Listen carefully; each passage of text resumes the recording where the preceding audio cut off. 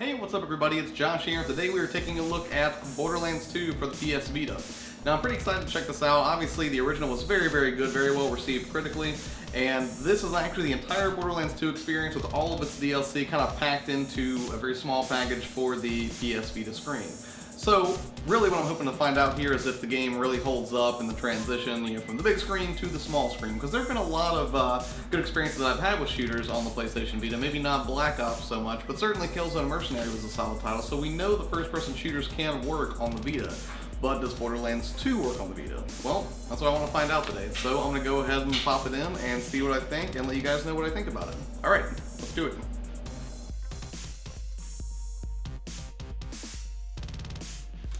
Alright, so after spending about an hour with Borderlands 2 on Vita, here's what I think about it. For starters, it is an amazing technical achievement that they were able to take so much game and make it look so good on the Vita. For the most part, the frame rate remains consistent, and all of the graphics really are punchy on the OLED screen, and I'm sure it looks pretty good on the LED screen on the new Slim model as well. Now, the graphics weren't a perfect translation. You can tell there aren't any shadows anymore, and some of the particle effects are toned down, but for the most part, the entire thing has been recreated. Of course, one thing that I did notice is the text can be kind of difficult to read because the text is so much smaller than it is on, say, a big HD TV, for example. And that can be kind of annoying and a bit of a strain, but for the most part, you don't really notice it that badly, and it still continues to play really well.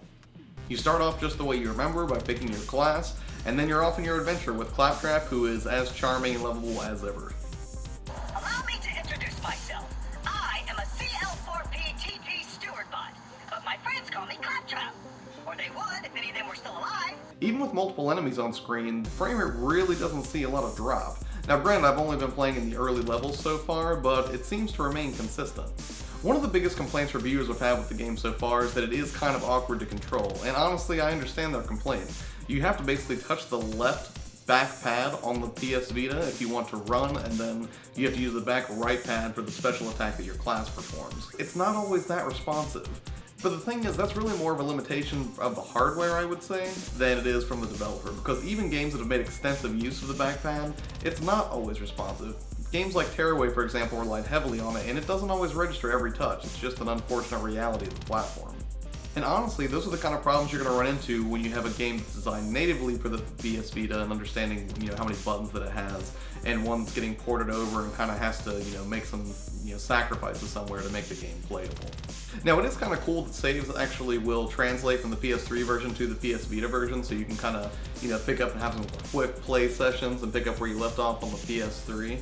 And honestly, if you're looking for a good shooter for the Vita, this seems to be pretty solid so far. It still has the great voice acting, the awesome story, and all of the, just very vibrant cel-shaded graphics without a whole lot of sacrifice to make all that work on one card for the PS Vita.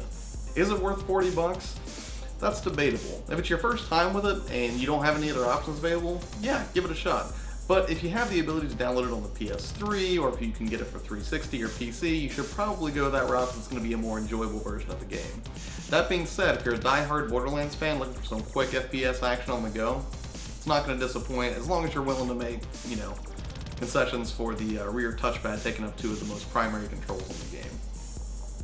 But what did you think of Borderlands 2? Are you going to be picking it up for the PS Vita, or are you content that you played it on the console already? Let me know in the comments below. Don't forget to subscribe, and we will see you next time. Alright, later.